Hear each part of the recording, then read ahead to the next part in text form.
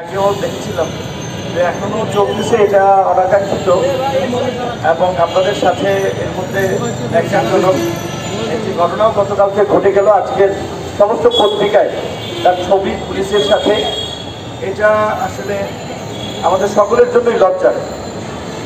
পুলিশের অবশ্যই আইন শৃঙ্খলা রক্ষায় কিছু পদক্ষেপ বা ভূমিকা নেওয়াটা প্রয়োজন, কিন্তু এখানে নিরস্ত্র শিক্ষক তাদের সাথে আসলে আচরণটা মার্জিতভাবে করা যায়। শিক্ষকদেরকে নিশ্চয়ই যৌক্তিকভাবে কথা বললে তারাও শুনবে, এবং এখানেরও যে শিক্ষকরা এসেছেন তাদের যৌক্তিক দাবি আদায়ে, এই যে তাদের শুধু শিক্ষকদের না, এখানে বাংলাদেশের বিশেষ করে প্রত্যন্ত অঞ্চল থেকে শুরু করে অনেক অঞ্চলের শিশুদের আগামী ভবিষ্যৎ নির্ভর করছে। আমরা দীর্ঘদিন ধরে বলে আসছি যে শিক্ষাকে জাতীয়করণ করার, সর্বপর্যায়ের শিক্ষার দায়িত্ব সরকারকে এবং রাষ্ট্রের নেওয়ার জন্য। সেখানে প্রাইমারি বিদ্যালয়ের তৃতীয় ধাপে যে আপনার ৫,০০০-এর মতো প্রতিষ্ঠান, যারা ৪,১২৯ জন, 59টি বাদ পড়েছে, তাদেরকে সরকারি করার জন্য আমার জানা মতে অনেকবার আলাপ আলোচনা হয়েছে, কিন্তু সিদ্ধান্ত হয় নাই, যার ফলে শিক্ষকরা একটা মানবতার জীবনযাপন করছে। এটা হওয়া দরকার। আমি ভেবেছিলাম যে আপনাদেরটা হয়ে গিয়েছে, বিশেষ করে ইবতেদায়ী এবং নন এমপিভুক্ত মাধ্যমিক বিদ্যালয়ের শিক্ষকদের হয়। আমি ভেবেছিলাম আপনাদের দাবিগুলো হয়েছে, যেহেতু দুটো হয়েছে, আশা করি আপনাদেরটাও সরকার ইতিবাচকভাবে দেখবে।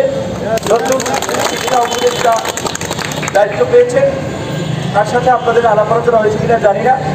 অ্যাজ এ ইন্ডিভিজুয়াল এবং গণ অধিকার পরিষদের পক্ষ থেকে আমাদের জায়গা থেকে আমরা বলবো, যেহেতু আজকে লাস্ট ওয়ার্কিং ডে, আগামী 2 দিন ক্লোজ ডে, তারপরেও আমরা ব্যক্তিগত জায়গা থেকে এই বিষয়টি নিয়ে সরকারের কাছ থেকে যেন দ্রুত একটা সিদ্ধান্ত আসে, সেই বিষয়ে আমি কথা বলবো। আমি জানতাম না আপনারা এখন এখানে আছেন, আমি আরও বক্তব্যটা ভেবেছিলাম আপনাদেরকেও হয়ে গিয়েছে।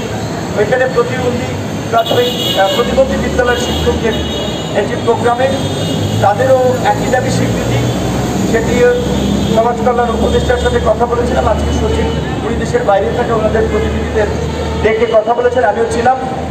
ইতিবাচকভাবে আপনার তাদেরকে আশ্বস্ত করেছে।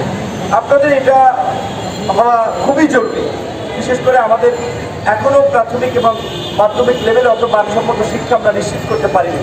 সেক্ষেত্রে অন্তত আপনার শিক্ষার হার বাড়ানোর ক্ষেত্রে কিংবা পিছিয়ে পড়া প্রত্যন্ত অঞ্চলের মানুষকে মেইন স্ট্রিমে নিয়ে আসার জন্য এই প্রাথমিক বিদ্যালয়গুলো একটা ভূমিকা রাখছে।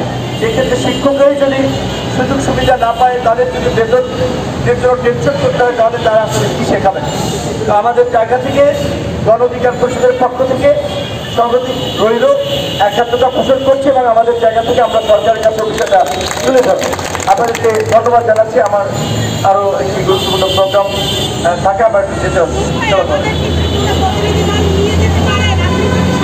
উনি বলেছেন প্রতিনিধি দল, আমি একটু ফোনে কথা বলি। আজকে তো লাস্ট ওয়ার্কিং ডে, তাহলে কবে কথা বলা যায়? আমি আমার নাম্বার আছে, আপনারা একটু আমাকে কল দিলে আমি জানাবো আপনাদের ফলো আপ। Thank you.